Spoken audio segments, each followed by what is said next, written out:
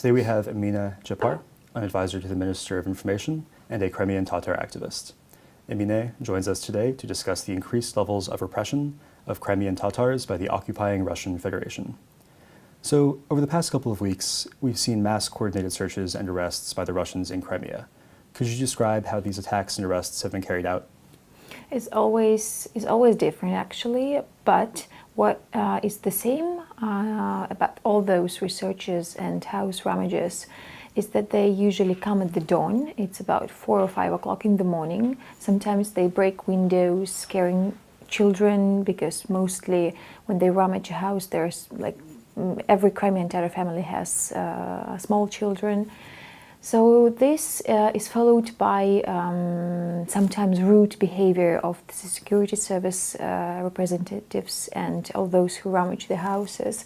Sometimes it's polite or some questioning is there. It's different, but what we saw last week, for example, February 11th and 12th, it was 2 days of like full rummages. It's about 15 Crimean Tatar families were rummaged, houses were rummaged.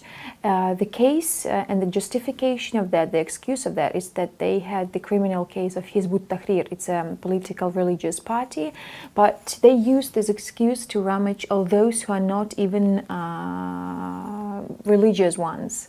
Like it's only about their suspicions if they are or not in that political party.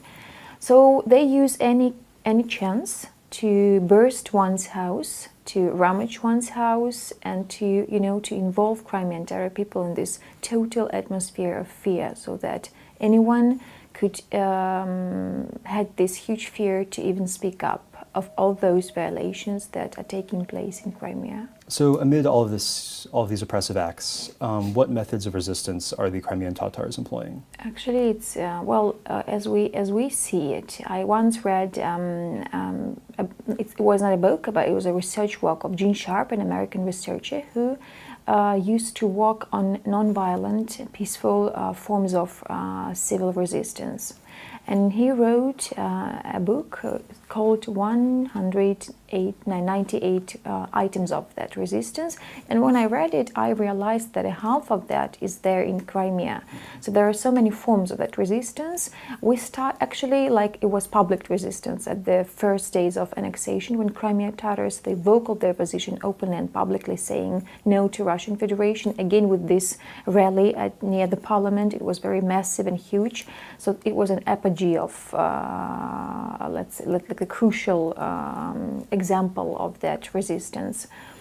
And another one was a chain of women's rallies when they said no to war, but it was again only one of the slogans. But mostly, like about 40,000 of Crimean women, they went and hitting the streets with these, slogans: "Putin, get off your hands from Crimea," and "Russia, go away," "Crimea is Ukraine," saying it and like giving many interviews to international observers and media resources. So this was another form of the resistance. And today, and when we have this situation when it's really dangerous, to speak up, people, they are using another language of that resistance. For example, putting a Ukrainian band on their hand, or using the ringtone, mobile ringtone, as a hymn of Ukrainian hymn, or for example, using Ukrainian colors, blue and yellow at the wedding, processes, using balloons, blue and yellow at the, happy birthdays or birthday parties. And also, what we have is that, like giving the present box again with these Ukrainian colors, or we had Putin's billboards, the boards of Putin through everywhere, like in every single village in Crimea, with his some kind of patriotic things and slogans. And many of those boards, especially in Kerch, they were covered with mud. So someone threw, someone threw this, like the balls with muds, so they just, and this is also a resistance. Or when we had a case when Ukrainian flags were hanging at the some bus stations or other places. So these are all, and I could really continue with that because it's a huge number of forms of resistance. But we know that all those who are trying to somehow show their resistance and non-acceptance, it's a huge heroism by now. Because when we have this chain repression, like total repression against patriots of Ukraine, it's really a case of a huge courage. And how have the relations been between the Crimean Tatars and Russian Crimeans? It's different, actually. Before it had happened, before the annexation, everything was quite peaceful. We never had a case of any kind of inter-ethnic massacres. So we had some cases on the kitchen level, let's say, but it was only between some neighbors, and it didn't ever have this kind of massive character. And after the annexation, we had this kind of rumors that Russians in Crimea, they expected Crimean Tatars to be deported once again. And I had my relative, she was in the bus car, and she heard two ladies had a conversation, and like discussing which house everyone wanted, like which house could be possibly taken away from Crimean Tatars, because we have a tradition that every Crimean Tatar has to build up a huge house for a big family. So when Crimean Tatars started coming back from deportation places, so they really put all their resources and money and like energy to build up houses. And in comparison with all those others inhabitants, we had comparatively good accommodation conditions. And that's why they were discussing this, how do you think, one lady told, what kind of houses could you take? And this is a reality, and this not only my relative heard, but others. I've also had some messages from Facebook saying that, especially it was sensible in the villages, for example, small towns. And again, these houses with these marks, and we had a kind of sharpening of the situation when the blockade had happened. So, like when Crimean Russians, they started to, kind of show up their aggressive position towards Crimean Tatars, especially those who are religious, the girls with covered heads, and those who, like, by anthropology is, kind of when it's easy to define whether it's a Crimean Tatar or not. And we had the cases of aggression in the markets when the sellers and shop sellers did not want to somehow provide with this service in the market. That's a lot. And I mean, if there were to be crimes committed against ethnic Crimean Tatars by Russians, I mean, would there be anywhere to report the crimes, or would the police not investigate it? Well, formally they do start investigation, but we had no any case that was finished. Mm-hmm. So, like, they start doing this, but it doesn't end up with results. And so in many other oppressed societies, we've seen radicalization, and then we've seen that radicalization turn to violence. What risk is there of that occurring in Crimea? Of radicalization? Yeah. Of the government, you mean? Of the Tatars. Like, what kind of radicalization? I guess specifically, throughout the Middle East, we've seen oppressive regimes, we've seen the oppression lead to Islamic radicalization. We know that a lot of Russian propaganda has focused on that issue. Yeah, the thing is that I do not believe that Crimean Tatar societies that could be radicalized. But what we see, from another hand, is that Russian propaganda is really like pushing that idea of possible radicalization. And I know that there are several, kind of points and bonuses that Russian Federation wants to do with that. So on the international level, Russian Federation is trying to make the whole world and everyone, to convince everyone that there is much more evil than Crimean annexation and war in Ukraine, for example, the Islamic State and Syrian issue. And they're trying to convince that it's really impossible to resolve all those tough issues without Russia as a partner. And what they do is they trying, and with this actually the monitor group that entered Crimea on request of Russian Federation, this PASSE, the Parliament Assembly diplomats. For me, it's a kind of a double standard, because as far as I got that situation, we won't have a strong report of that monitor group. I think that it's again an attempt of Russia to somehow, to slip down a little bit the consciousness of the international community, saying that everything is okay, that those numbers and those reports of Majlis leaders are a little bit exaggerated.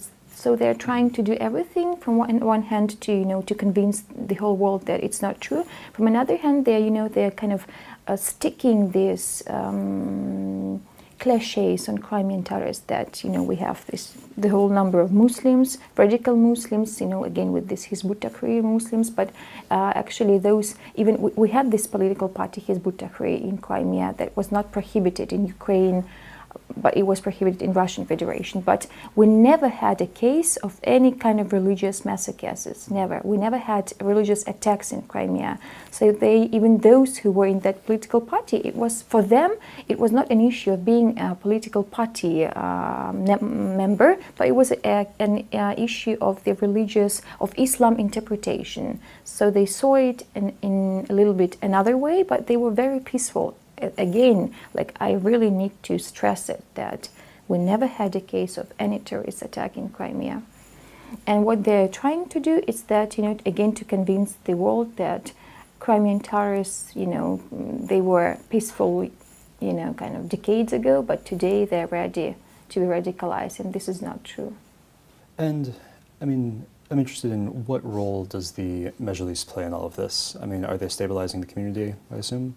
Well, Majlis is not an NGO, as someone could claim, and we know that the Prosecutor General, they, as you might heard, they requested the Russian court to recognize this organization, as they say, to be banned and to be somehow prohibited for their activities. But it's not an organization, it's a representative body. And being an indigenous people, Crimean Tatars had a right for self-governing. And Majlis was elected in a way, so we have the system of self-governing is that the Kurultai is so-called parliament that consists of 250 delegates. And these delegates, they choose and appoint the members of Central Majlis, which is called Milli Majlis. It's 33 members of Milli Majlis.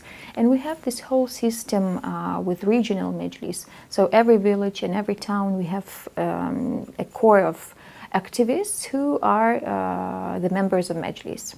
So this is not an organization as they claim, and it's impossible to prohibit Majlis because it's it's possible formally, and of course I'm more than sure that any Russian court is ready to to somehow formalize that prohibition of Poklonskaya and to work out all those that agenda for Crimean Tatar repression, but it's impossible to prohibit it in this moral and ethic dimension. So you're saying that even if they were legally prohibited, the Majlis would still exist underground, or? It may be so. Well, when we say about Majlis, first of all, we need to think of the central Majlis, that is cabinet of ministers, so-called. So one part of Majlis leaders are here in Kiev, like for example Rifat Chubarov, who is a leader, who is a head of Majlis. So he is banned to enter Crimea officially. We have several of activists who are here, and again Majlis members, but about 17 or about 20 are in Crimea. So in terms of their activities, it's really very dangerous for them to be active and openly saying and again voicing and vocaling everything that is happening. But we still have Nariman Jilalo, who is now kind of a spokesman for Majlis, who lives in Crimea and who usually reports of all those cases of repression in his Facebook profile or giving interviews. There is another Majlis member, Emine Umerov, who used to be a head of Bakhchisaray region, who's also kind of opened. And what we think that if that some kind of, if the court would recognize this organization as extremist, we may only presume what kind of consequences could they face, because they could also be imprisoned, and the punishment for the extremist activities up to 25 years. So we don't know what could be possibly there, but I know that Mejlis is now looking, the leaders of Mejlis are now looking for the form of existence in this extraordinary situation. I think that they will find a formula quite soon. And what are their best responses then for foreign policymakers to put pressure on Russia to try and improve the situation? First, Ukraine should be that, the pushing power, that Ukraine really should consolidate. First of all, Ukraine should define for itself any kind of vision on Crimea, what Crimea is for Ukraine. Like many of our politicians, together with the president, they say that Crimea is Ukraine, like there is no any kind of discussion. I know that Ukraine should really force and try to make the international community to discuss, to negotiate Crimean issue, not only war on the east, but also Crimean issue. From another hand, international community is to, to keep up with the same position, like not to soften the sanctions, because Russia really wants that, and we know that there are so many European leaders that are also ready, to negotiate that, because the market and trading is much more important for them than this political issue with Crimea. So they're ready to sacrifice with Crimea, let's say. But there are kind of friendly states, like for example Estonia or Baltic states, that had this kind of experience with Russia, that know perfectly what Russia means in terms of political cooperation, like neighborhood. And they are those powers, like Poland, for example, those powers who are helping and assisting to promote the Crimean issue, and so that Crimea is to be on that international agenda.